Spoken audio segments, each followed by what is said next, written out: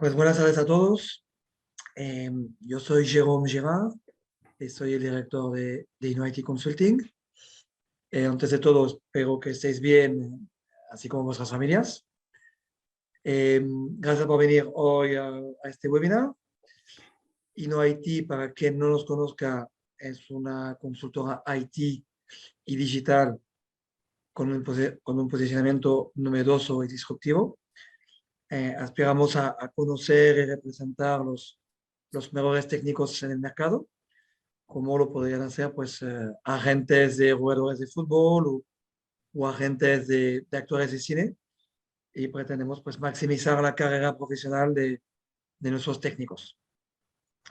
Llevamos un poquito más de 10 años entre Francia y España, somos unos 430 y en España pues ya vamos por el sexto año y ya hemos superado los 70 empleados entre Madrid y Barcelona. Hoy estamos muy contentos porque teníamos más de 50 apuntados al webinar. Entre Barcelona, Madrid, Valladolid, había gente de Telefónica por Valladolid, he visto. Eh, Como sabéis, hablaremos de Kubernetes, hablaremos de best practices en Kubernetes.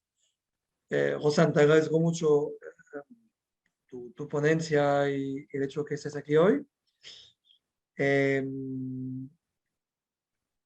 También agradezco a los consultores y el staff de InnoIT que hace posible nuestro proyecto cada día.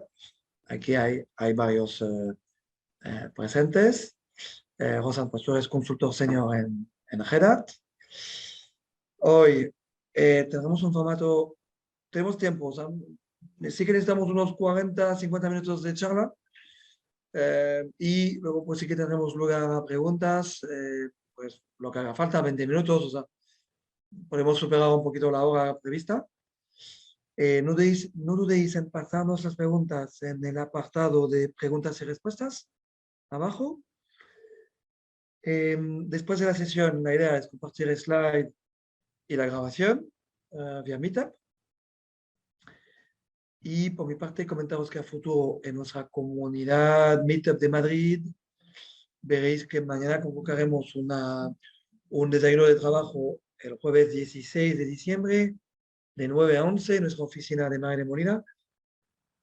En ese desayuno hablaremos de producto y de nuevos enfoques para Product Owner. Pues nada, José, gracias de nuevo y te dejo la palabra. Muy bien, pues nada, gracias a vosotros por darme esta oportunidad, a ti, Jérôme, y a Innoity, y gracias evidentemente a todos los asistentes. Bueno, antes de comenzar, ¿vale?, lo que es la presentación, quería hacer algunas pequeñas puntualizaciones. Una de ellas que, bueno, aunque no se trata de una charla directa de OpenShift o de Kubernetes, es cierto que un pequeño conocimiento sobre ello vendría bien para entender un poquitín mejor las explicaciones y los ejemplos. No hay que ser un gurú, simplemente con 4 conceptos normales serían suficientes. No obstante, si necesitáis que refuerce algo más al final por alguna cosa que necesite aclarar, no dudéis en preguntarme. Otra cosa que quería comentaros también es que voy a asumir que de todo lo que voy a hablar es desarrollo de microservicios, ¿de acuerdo? Es importante. Y luego otra puntualización que quería hacer es la siguiente. Fijaos, llevamos unos cuantos años ya viviendo un cambio tecnológico muy fuerte. Estamos ya empezando a hablar hablamos de contenedores, hablamos de orquestador de contenedores, hablamos de pipelines, de CIs, CDs, incluso nuevos perfiles de DevOps, SREs, DevSecOps. Hablamos de un montón de cosas que estamos intentando mejorar para desplegar vuestras aplicaciones en un entorno que sean mucho más fiables, más robustos. Pero ¿qué ocurre con los desarrolladores? Es que yo no veo a nadie que se siente con vosotros y diga, oye, a lo mejor vosotros también tenéis vuestro granito de arena para aportar para que todo este engranaje funcione correctamente. Este tipo de cosas son las que, estas prácticas son las que quiero hablaros y evidentemente resolver todas las dudas que tengáis, ¿vale? También quería comentar una cosilla. La presentación está separada en bloques, de los cuales unos incluso no tienen nada que ver con otros. Entonces, si en algún momento dado consideráis en ese bloque que tengo que hacer algún refuerzo, alguna duda o demás, insisto, preguntadme, o si queréis dejarlo para el final, como queráis. Bueno, el primer bloque del que quiero hablaros es la configuración. La configuración, vuestro código debería estar totalmente desacoplado de la configuración. ¿Cómo podemos hacer ese desacople? Utilizando variables de entorno. Es decir, todo lo que vosotros consideréis que puede ser parte de la configuración, meterlo como variable de entorno. Lo que yo no entiendo que es de recibo es que saquéis una nueva imagen, por ejemplo, de una nueva release de vuestro microservicio, porque ha cambiado pues, el puerto de escucha en el que escucha la API REST, por ejemplo. Ese tipo de cosas las debéis de separar lo que es la lógica de negocio con lo que tiene que ver la configuración, ¿vale? Y como ya digo, usar las variables de entorno es para mí uno de los mejores mecanismos que podéis utilizar. Fijaos una cosa, desde la llegada del desarrollo de microservicios, ya quitándonos los monolitos y separándolos en microservicios, y la mayoría de ellos suelen ser desarrollados con API REST, nos encontramos que hay mucha comunicación y mucha llamada entre estos microservicios.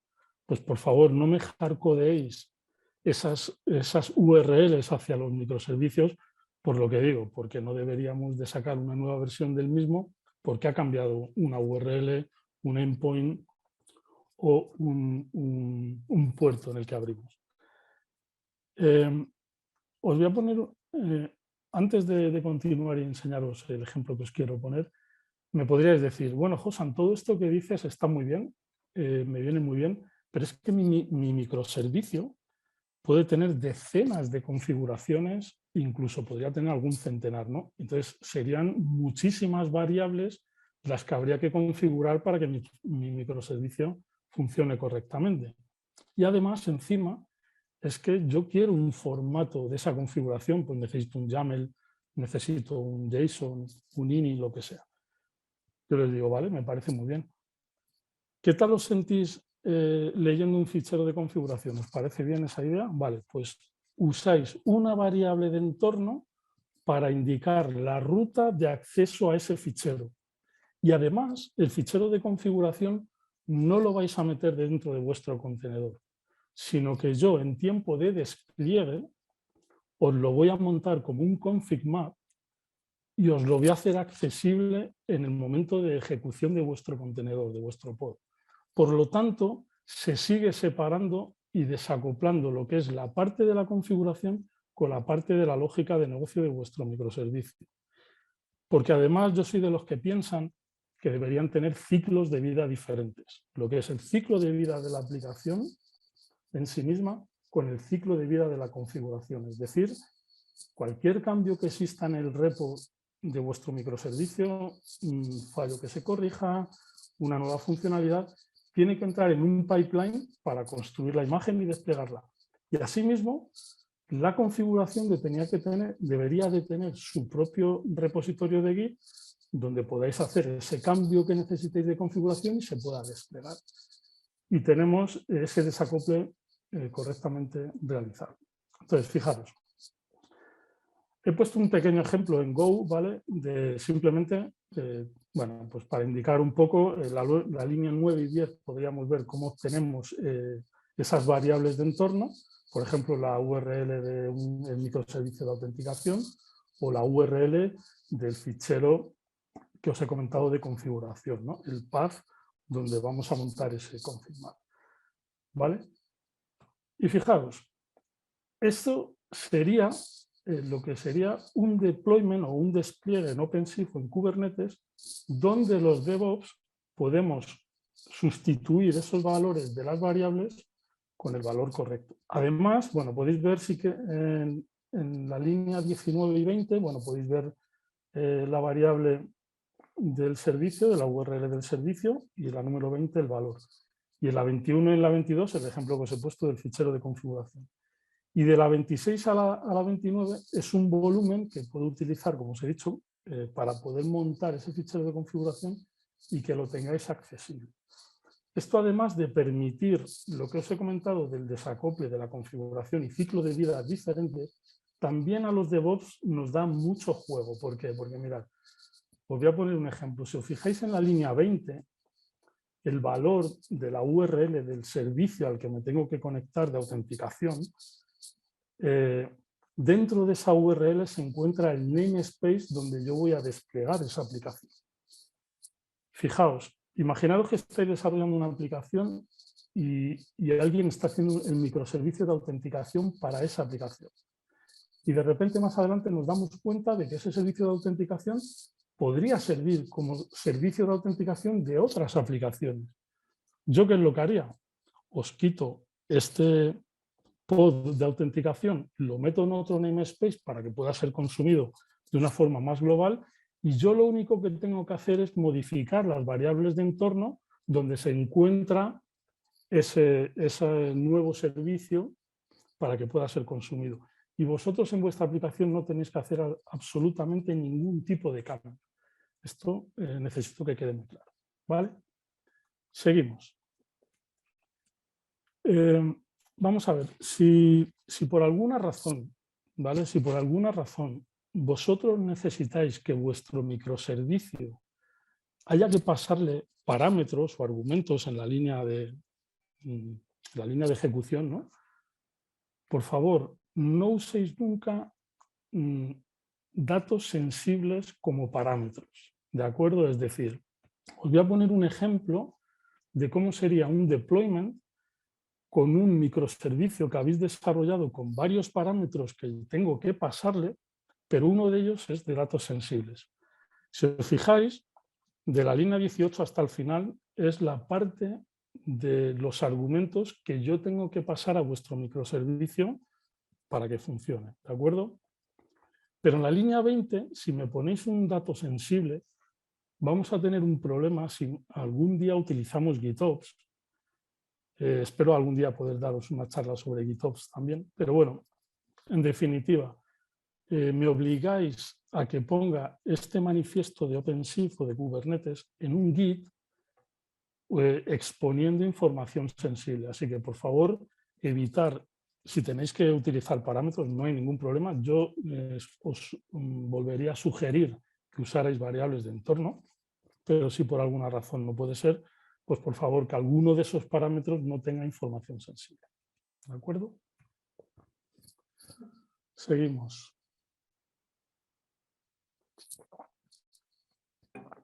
Fijaos, Kubernetes nos ofrece la posibilidad de realizar chequeos de salud contra nuestro contenedor, contra nuestro microservicio, contra nuestro pod.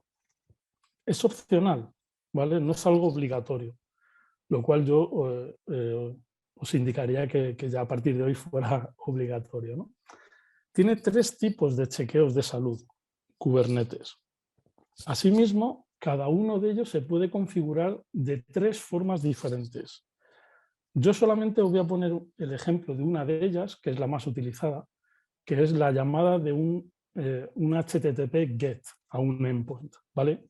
Por el motivo que os he dicho al principio, que al final casi todos los microservicios que desarrollamos son API REST y evidentemente es el health check más utilizado, pero la explicación podría entenderse perfectamente para los otros dos. Bueno, concretamente para uno no, ¿vale? Que es el que menos recomiendo, pero para el otro sí. Entonces, hay una cosa muy importante que quiero que aquí entendáis, es que son 3 health checks diferentes porque Kubernetes va a reaccionar de forma diferente dependiendo de cada uno de ellos. Dependiendo de la respuesta que tengamos, Kubernetes va a reaccionar de forma diferente. Y aquí es donde yo creo que vosotros, cuando desarrolláis un microservicio, podéis aportar muchísimo a la estabilidad del mismo, ¿vale? Voy a comentaros cada uno de ellos, cuál es su funcionalidad, cómo funciona Kubernetes y os voy a poner un ejemplo, ¿de acuerdo? El primero del que quiero hablaros es del liveness. este tipo de chequeo de salud lo que va a hacer es que Kubernetes, con la configuración evidentemente que hayamos establecido, Kubernetes va a estar continuamente, y si lo hemos configurado, recordar que es opcional, son opcionales los tres, podemos tener los tres, podemos tener solo uno, podemos tener dos, ninguno, lo que queramos. Yo recomiendo los tres. Kubernetes va a estar continuamente vigilando este liveness, lanzando peticiones al endpoint de liveness. ¿Y qué va a ocurrir si falla? Va a matar el pod. El pod va a finalizar. Por lo tanto, se reconstruirá uno nuevo y bueno, ya tenemos ese pod que se ha podido quedar totalmente colgado por un deadlock o por lo que sea y que no responde. Kubernetes va a reaccionar si este liveness nos da un error. Fijaros, en la parte de arriba, ¿vale? He puesto una parte solamente evidentemente de la configuración de un deployment en la que realmente se indica desde la línea 17 hasta el final la parte de configuración que está relacionada con el liveness. Como podéis ver, la línea 18 es el tipo que os he dicho, un HTTP GET, pero hay más. Y el path es un path que tenéis que habilitar, es un endpoint dentro de vuestra API REST. Hay una cosa que aquí quiero recalcar, que considero súper importante.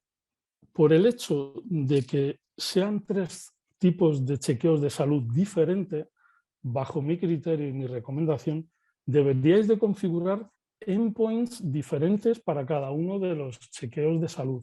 Y además, deberíais de incluir algoritmos diferentes para cada uno de ellos, ¿vale? Ahora, cuando entre en detalle y veamos los tres, vosotros ya sacaréis vuestras propias conclusiones y crearéis los algoritmos apropiados en base al microservicio y la lógica de negocio que estéis desarrollando. Pero fijaros, bueno, como os he dicho, la parte de arriba viene la configuración, una configuración básica inicial en la que le digo el tipo de chequeo que voy a hacer, que es un HTTP GET, y el path, ¿vale? Que es /liveness, por ejemplo. Y abajo es un pequeño ejemplo en Go de qué sucedería si cuando Kubernetes llame a este endpoint. Bueno, pues en este caso he puesto un ejemplo súper sencillo, que es simplemente devolver un 200, ¿vale? Ya está. Devuelve un 200 y ya sabe que el liveness está correcto, ¿vale? A mí, a ver, yo creo que habría que elaborarlo un poquitín más, pero en el caso del liveness no me parece un algoritmo tan malo, porque si de alguna manera nuestro pod se queda congelado y no puede atender esta petición, pues Kubernetes lo va a saber, porque también no solamente va a fallar los chequeos de salud porque nos devuelvan un error, sino también hay timeouts. Y si no respondemos en ese tiempo, Kubernetes da ese chequeo de salud como no válido. Entonces, aquí, evidentemente, podéis elegir y pensar en algoritmos mucho mejores, pero en este en concreto no me parece tan malo devolver un 200. Y si no podemos responder, pues ya finalizamos y que se recree otro. Tipo de chequeo, readiness. Este es el que más me gusta y el que más considero que es el que más podéis vosotros como desarrolladores tomar acciones realmente importantes en vuestro microservicio. ¿Por qué? Porque el readiness es un endpoint que si falla, Kubernetes lo que va a hacer es que no le manda peticiones a este pod. Cuidado, esto es importante, ¿eh? Entonces, si no nos va a reiniciar, sino que nos va a dejar de enviar peticiones, yo sí puedo desde mi código tomar ciertas decisiones para decir, oye, esto no está funcionando bien, déjame de enviar de peticiones. Por ejemplo, la parte de arriba, igual, la misma configuración que la anterior, evidentemente cambiando los campos, ¿vale? El 17 ahora veis que es readiness y no es liveness, y el path cambia, que es lo que os he dicho. Que yo particularmente todavía no he visto a nadie que me haya hecho caso y ponen el mismo path para todos. Para mí es un error, pero bueno, vosotros considerarlo. Bien, fijaros, la parte de la función, la parte del ejemplo de la función de Go que os he puesto, que es el endpoint donde Kubernetes nos va a llamar con el tipo de chequeo del readiness, en la línea 2 podéis ver que he puesto una variable que se llama appReady. Imaginad, estos son ejemplos, ¿de acuerdo? Porque quiero que quede muy claro para que veáis vuestra participación en este punto. Fijaos, imaginaos que yo tengo una variable global, que es esa, app-ready, y entonces en alguna parte del código, por ejemplo, imaginaos que me tengo que conectar a una base de datos, o que tengo que hablar con otros microservicios. Imaginaos que en ese momento está fallando.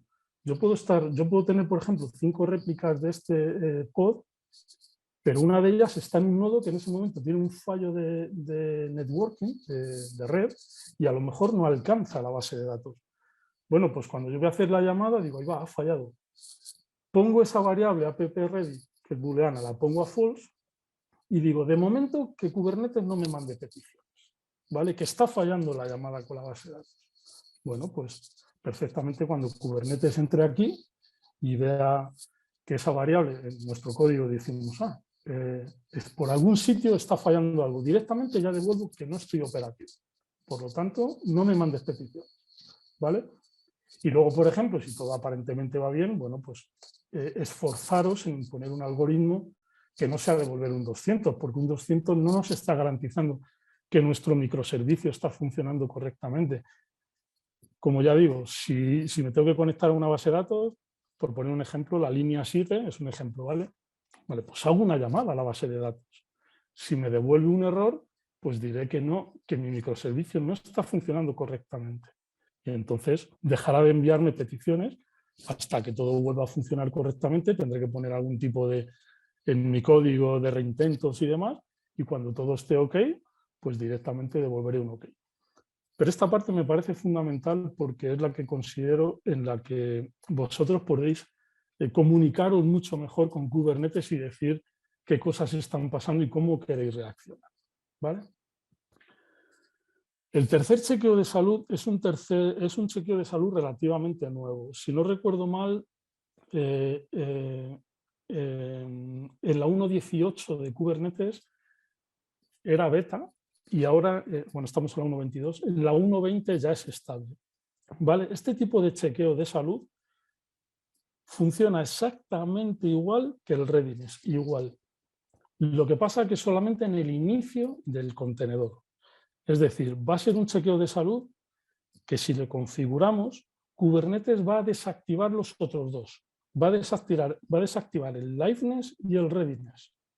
No van a funcionar y se centra en este. Cuando este nos dé el OK, entonces sabemos que está ready, ¿vale? Y este ya no funciona nunca más y activa los otros dos. Y en tiempo de ejecución está continuamente chequeando el liveness y el readiness, los que tengamos configurados. Este es un tipo de chequeo de salud también bastante interesante porque imaginaos que tenemos un microservicio que tarda mucho en arrancar, pues yo qué sé, porque es un Tomcat o simplemente porque tengo que crear una caché, en fin, por miles de razones. Bueno, pues yo directamente le configuro y le digo que está OK y cuando haya finalizado todas esas tareas que necesito yo decir que mi microservicio está OK y entonces a partir de ese momento empezará a enviarme peticiones y se desactivará. Este tipo de health check, ¿vale? También tiene su propia configuración, evidentemente. Es todo el rato lo mismo, la línea 17, pues cambia el nombre del campo y el 19, el path, es otro. Aquí sí es cierto, este chequeo de salud, sí considero que a lo mejor podríais compartirlo con el readiness, ¿vale? Podríais quedar el mismo algoritmo si queréis, si lo consideráis oportuno, eso ya lo tenéis que ver en la lógica de vuestro microservicio. Y aquí el ejemplo que he puesto es realmente el mismo que el readiness, lo que le pasa es que le he quitado la variable de entorno. Pues imaginaros que lo mismo que he dicho. Tengo que chequear que la base de datos está OK, vale, pues en el inicio hago todas mis comprobaciones, todo está OK, devuelvo un 200. Y este chequeo de salud no vuelve a realizarse nunca más. ¿De acuerdo? Más cositas.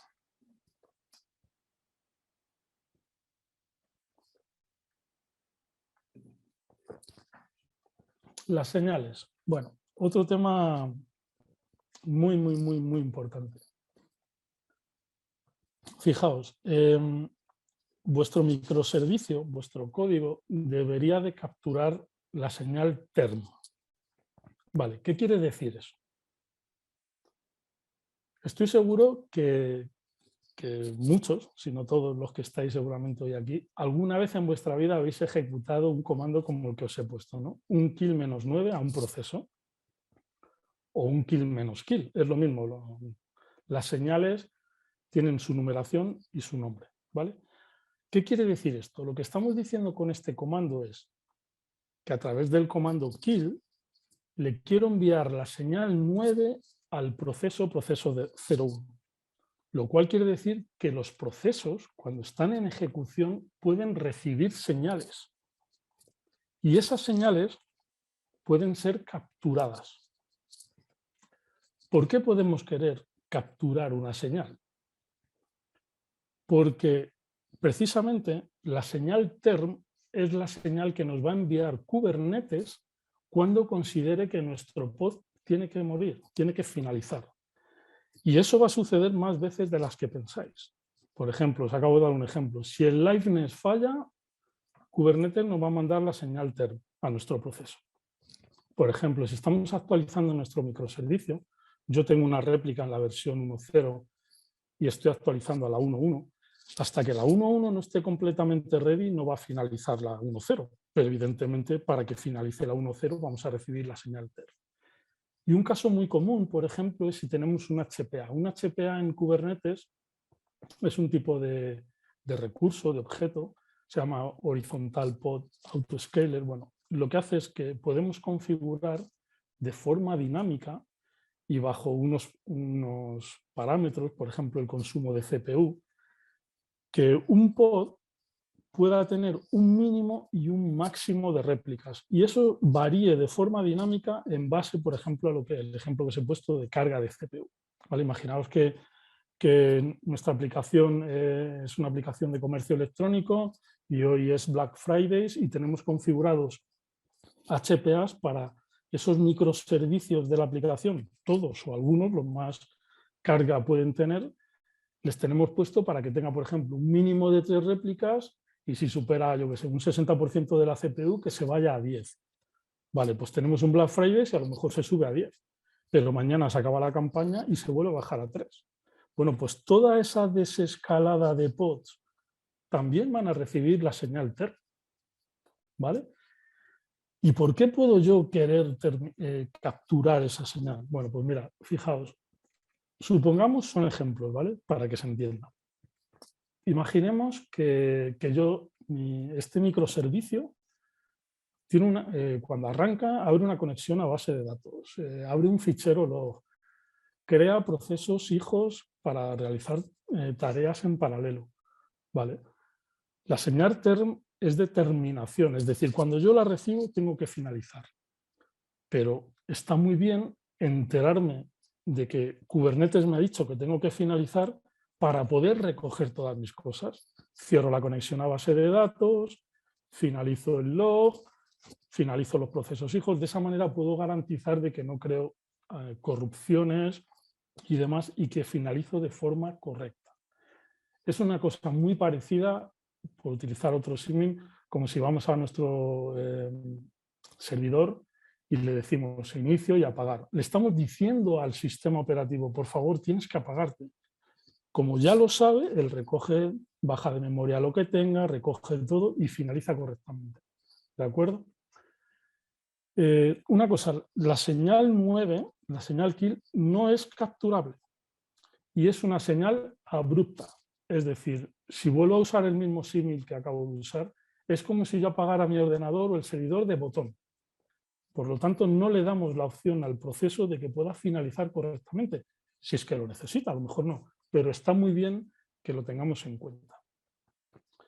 Por lo tanto, ya simplemente en este punto deciros, por favor, a partir de hoy, aquellos que metíais o que enviabais la señal 9, por favor, primero enviar la 15, que es la term. A veces hay que enviarla varias veces porque el proceso a veces no finaliza tan fácilmente, no finaliza la primera. Pero si veis que lo habéis ejecutado varias veces la señal 15 y no finaliza, pues ejecutáis la 9. Pero no lo hagáis ya en primera instancia porque no le hemos dado la oportunidad al proceso A lo mejor no captura esa señal, pero nosotros sí debemos de enviársela y si la captura, que haga lo que tenga que hacer y si no, pues nada. ¿De acuerdo? Aquí os voy a poner un ejemplo. Este le he puesto en Python porque en Go es bastante más difícil de explicar. De cómo sería un código sencillo en Python para capturar una señal.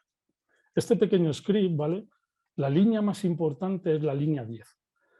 La línea 10 lo que nos dice es que a través de del paquete signal, evidentemente, hay una función que se llama signal, en el que el primer parámetro me dice qué signal quiero capturar. En este caso, la term, ¿vale?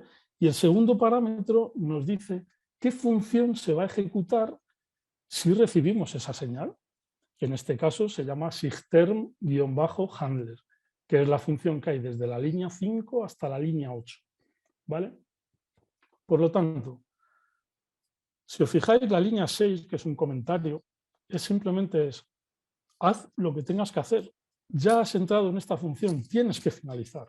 Por lo tanto, si tienes que hacer algo, lo haces, y si no, vale, pues no lo hagas. Pero sales.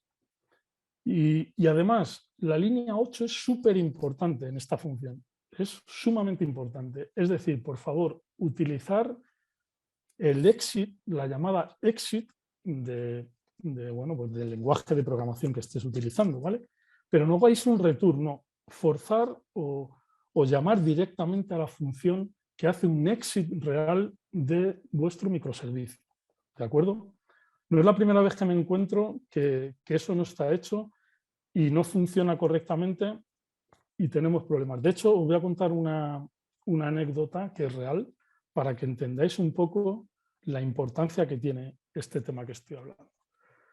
Fijaos, en un cliente tenía una de las aplicaciones de negocio, tenía problemas, pero eran unos problemas muy intermitentes, eran muy difíciles de detectar porque no tenían un patrón, a veces sucedían, a veces no, unas veces por la noche, otras veces... No era fácil.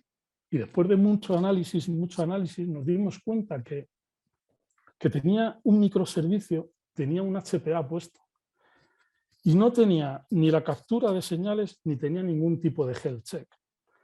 ¿Y qué pasaba? Que cuando desescalaba había pods que se quedaban ahí, pero además se quedaban en un estado inconsistente. Yo creo que dedujimos que podría ser un fallo del propio framework que se estaba usando. Pero evidentemente con esto lo hubiéramos, de hecho se solucionó. Bueno, ¿qué pasaba? Desescalaba. El pod no moría, pero quedaba inconsistente.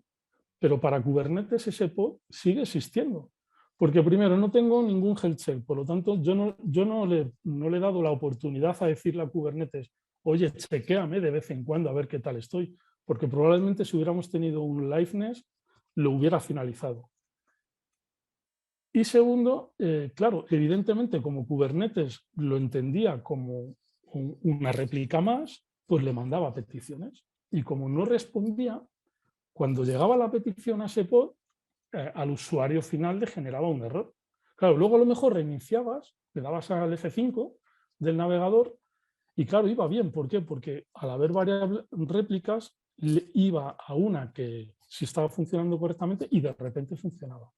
Entonces, fijaros lo importante que es este tipo este bloque en el que estoy comentando de capturar la señal. No hace falta capturar ninguna más, porque a día de hoy la que nos envía Kubernetes es term. Es cierto, igual que el kernel de Linux, que si la term no funciona, tiene un periodo de gracia. Si te ha mandado la term varias veces y no funciona, luego va a mandar la 9. Pero evidentemente, insisto lo que he dicho antes, capturémosla para actuar en consecuencia. ¿Vale? Más cositas. Elasticidad.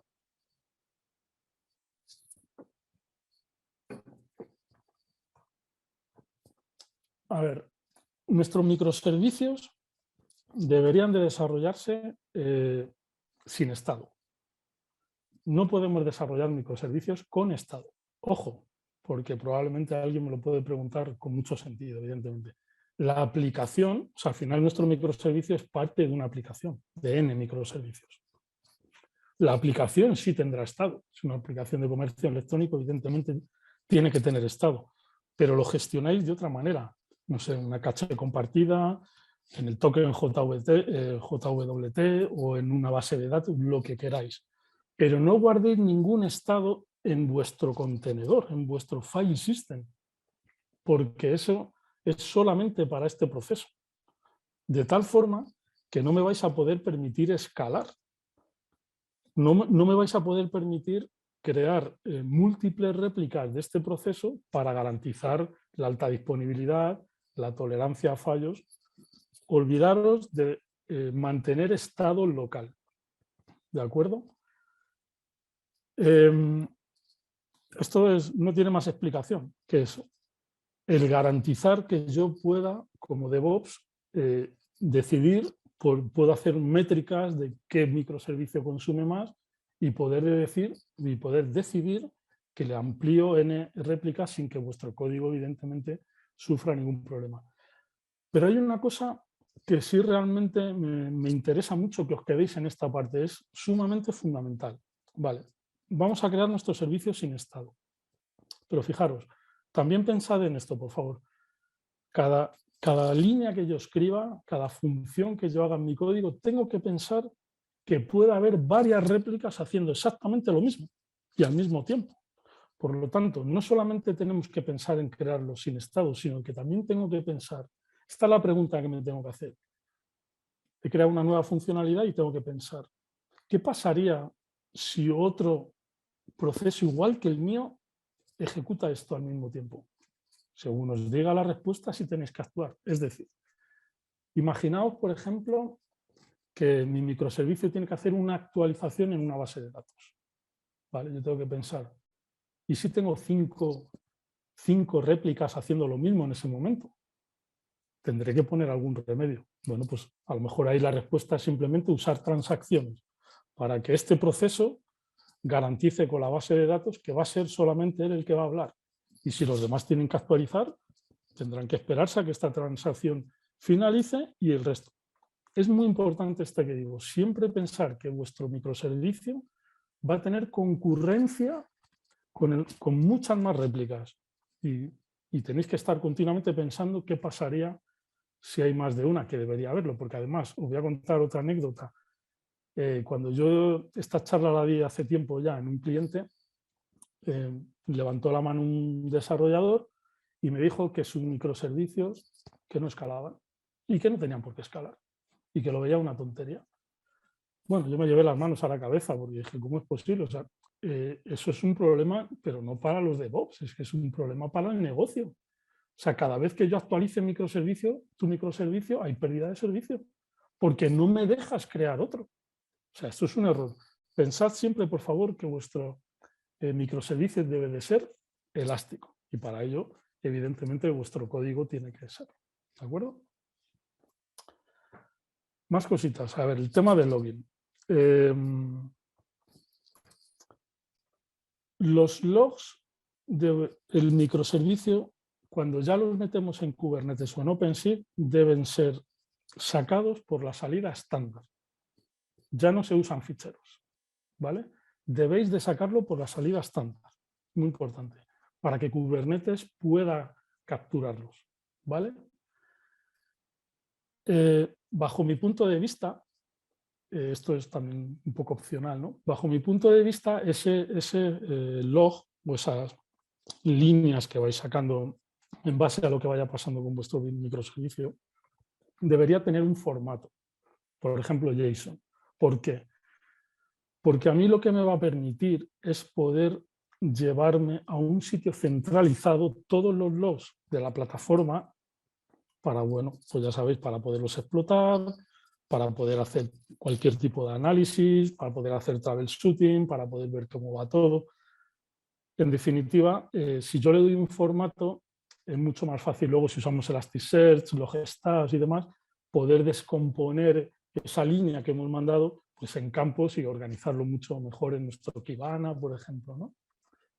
Por lo tanto, fundamental sacarlo por la salida estándar y con formato. Os voy a contar una cosa que también puede parecer que se contradice está relacionado con la primera parte, pero quiero contarla porque es muy interesante y también me pasó en otro cliente y creo que es bueno que lo tengáis en cuenta.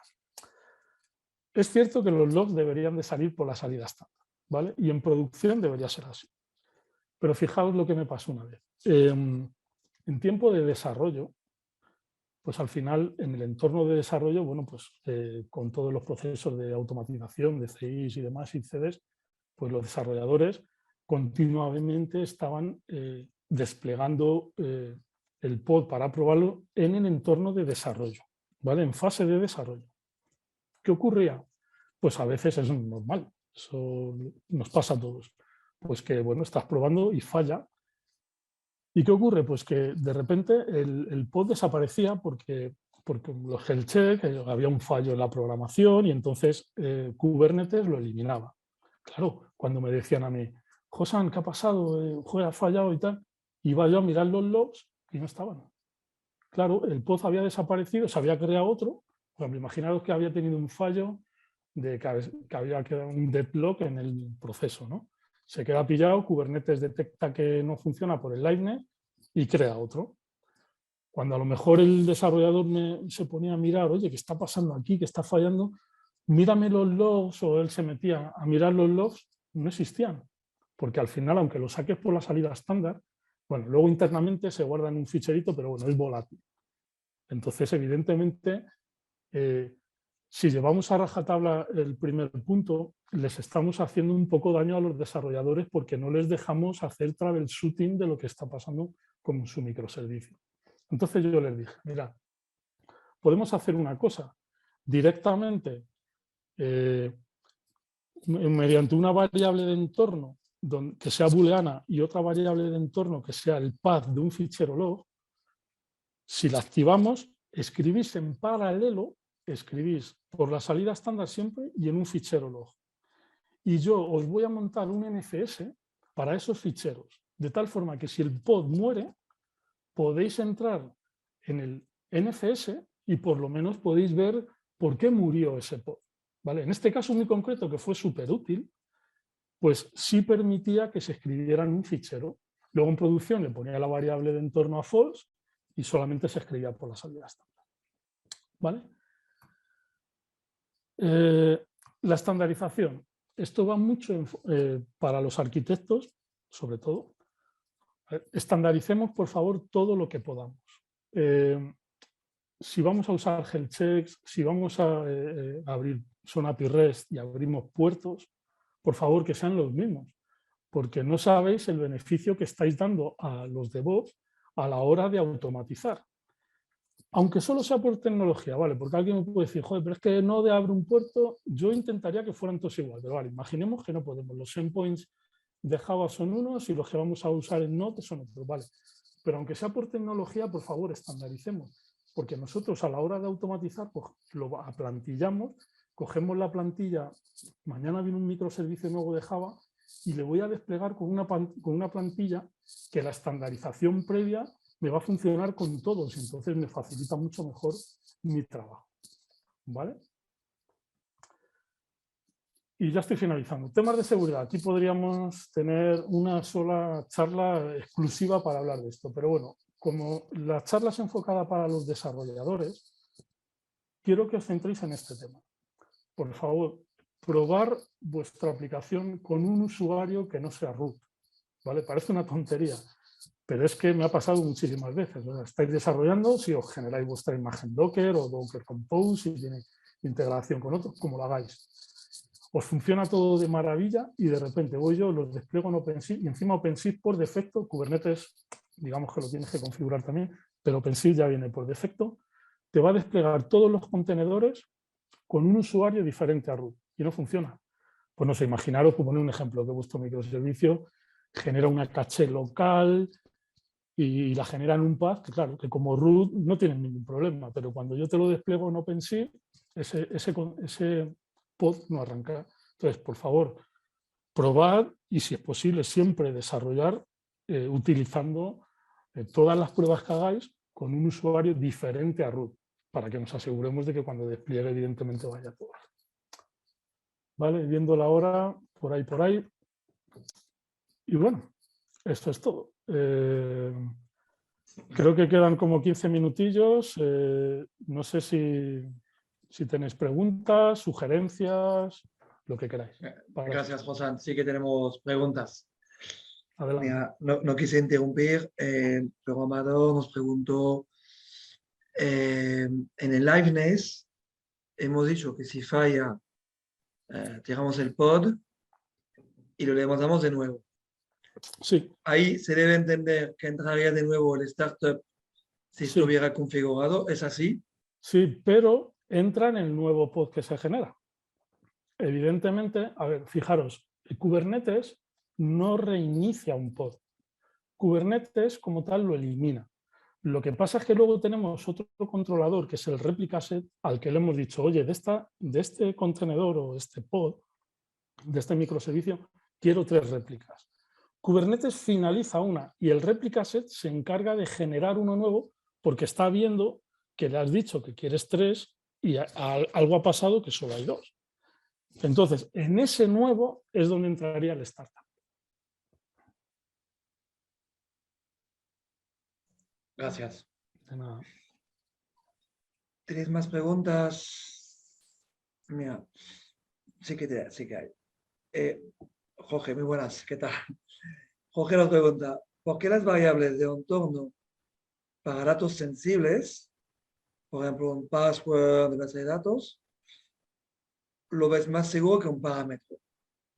Él, en su punto de vista, lo vería equivalente. Vale, pues mira, porque la variable de entorno con un dato sensible la voy a trabajar con otro recurso diferente, que es un secret. Kubernetes, vale, ya sabemos, ahí ya me podéis decir, es que está en base 64, vale, pero evidentemente cada día se están desarrollando cosas nuevas para securizar esos secrets. Por lo tanto, el hecho ya simplemente de usar una variable de entorno es porque yo, si tienes datos sensibles, ya no voy a usar un config map, te lo voy a poner desde un secret, ¿vale? Y segundo, el motivo principal es por GitOps. Evidentemente, GitOps no es el objetivo de esta charla, por lo tanto, tendríamos mucho de qué hablar. Pero simplemente para que te hagas una idea, Jorge, el tema es que si yo utilizo GitOps, lo cual se lo recomiendo a todo el mundo, como forma de CD, ¿vale? Ese manifiesto que os he enseñado lo voy a tener que guardar tal cual está en Git. Y uno de los principios que no deberíamos, que deberíamos seguir es nunca guardar información sensible en un Git. Por lo tanto, si tú me obligas a pasarte un parámetro con información sensible, el deployment que yo voy a utilizar para desplegar tu microservicio, le voy a tener que poner ese parámetro y lo voy a tener que subir a Git porque todo lo quiero por código. Y entonces me estás haciendo romper antipatrones de Git, que es como guardar información sensible. De hecho, yo, si soy yo, lo echaría para atrás. Y si es seguridad, ya ni te cuento. Pero esa es la respuesta. Espero haberte contestado. Gracias, Rosán. Mira, Daniel nos pregunta, para el tema de la persistencia del log que mencionabas, que utilizaste un NFS, ¿por qué no habéis utilizado una solución que guarde logs, como por ejemplo Kibana o similares? O algún otro servicio que guarde logs, ya que bueno, en este caso no es experto de Kibana. Claro, a ver, eso es lo que he comentado, que realmente había que centralizar los logs. Pero fíjate, lo que te puede suceder.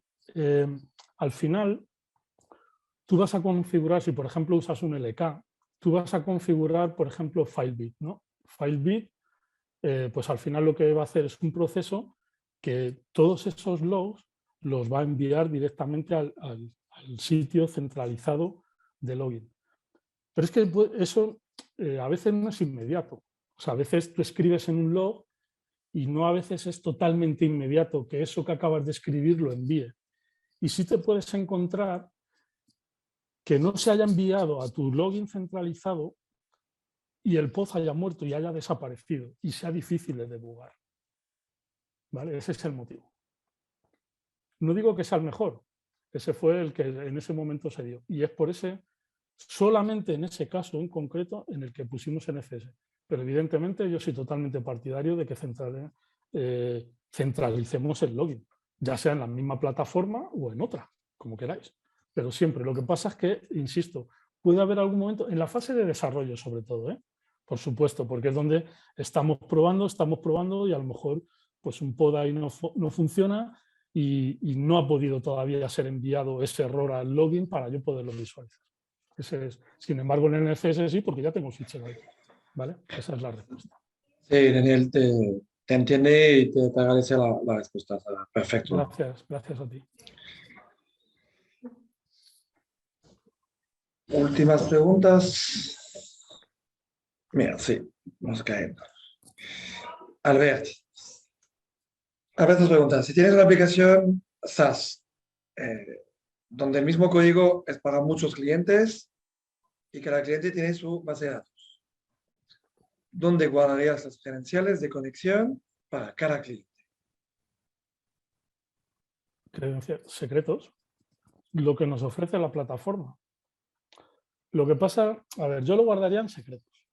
Lo que pasa es que tenemos aquí un montón de debate también. De hecho, yo he desarrollado algunas cosas que tengo en mi perfil de GitHub y de hecho una de ellas se está utilizando en uno de los clientes en los que estoy ahora mismo para gestionar este tipo de secretos. O sea, es decir, el secreto debería de guardarse en algún sitio mucho más fiable como un Vault, por ejemplo, o si estamos en Cloud, en un Secret Manager. Pero al final, como plataforma, Kubernetes nos ofrece el objeto secret para poder desplegar secretos. Otra cosa es que cada día se estén desarrollando más cosas para que esos secrets sean más seguros, porque no lo son, no nos engañemos. Una codificación base 64 no es un cifrado, es una codificación. Por lo tanto, pero contestando a tu pregunta, la plataforma nos da secretos para eso. Lo que pasa es que aquí tendríamos mucho más debate. De hecho, yo este tema tengo ganas de también hacer alguna charla para entrar un poquitín más en detalle. Pero secretos. Ningún otro recurso de Kubernetes, ni config maps, ni Git, ni texto plano en ningún sitio. Conozco muchos casos donde unos lo hacen, tienen cosas personalizadas. Y ya te digo, yo desarrollé una que directamente hablaba con Vault, obtenía el dato ahí y lo sustituía para luego un secreto. En fin, luego hay mecanismos, pero evidentemente hoy en día no te creas que hay tanto. Yo haría con secretos y, por ejemplo, Seal Secrets es de Bitnami, es un operador que trabaja muy bien para cifrar los secretos. Por ejemplo, es un ejemplo. Que, por cierto, no sé si lo van a descartar dentro de poco, ahora que estoy pensando. Pero bueno, secretos, en secrets. Es un tema que yo soy de los que más estoy pendiente de este tema porque no me gusta cuál es la solución que tenemos. A nivel de Kubernetes me refiero. O sea, no me gusta la solución que hay. Por eso está continuamente intentando evolucionar, pero si os fijáis son de terceros. Kubernetes todavía no está evolucionando lo suficiente para ofrecerte un recurso que te diga, usa este recurso que te garantizo que los secretos están cifrados. Si nos fiamos de la plataforma y usamos lo que tiene la plataforma, pues eso es lo que nos da. Más cosillas. Pues de momento no, dejamos unos segundos. Igualmente, los participantes podrán contactarte o contactarnos en los datos de contacto que has pasado y volveremos a pasar. ¿Alguna última pregunta? Parece que no. O sea, igualmente, volveremos a fijar unos webinars. O sea que... Ah, mira, sí, la última. Vale, encantado. Sí, compartiremos la presentación. Bueno, compartiremos los slides de hoy, ¿no, Rosana, en principio? Creo que no debería haber ningún problema. Vale, pues en principio sí. Muy bien, pues Rosana, lo hemos pasado muy bien. Mira, te agradece, el Amador te confirma que fue una gran charla. Te lo agradece. Yo lo Muy buena agradezco. presentación, nos dice Jorge. No, yo por mi parte deciros que muchas gracias a todos, a los asistentes, a vosotros, Keynote, por la oportunidad. Y solamente me queda una cosa, si habéis aprendido algo, me conformo. Pues Rafa nos confirma que sí, muy interesante. Gracias, Josan. Gracias. Desde Chile, Hombre, Rodrigo, muy buenas. Y Carlos. Pues venga, y Carlos, te agradecemos a ti también la puesta en contacto porque sin ti no estaríamos aquí, Carlos González. Juan García también te perfecto. agradece, pues. Josan, te lo agradecemos. Hasta pronto, esperemos verte de nuevo muy pronto. Claro que sí. Espero veros pronto. Muchas Muy gracias a bien. todos. Buen A día. todos. Un Gracias. saludo. Chao.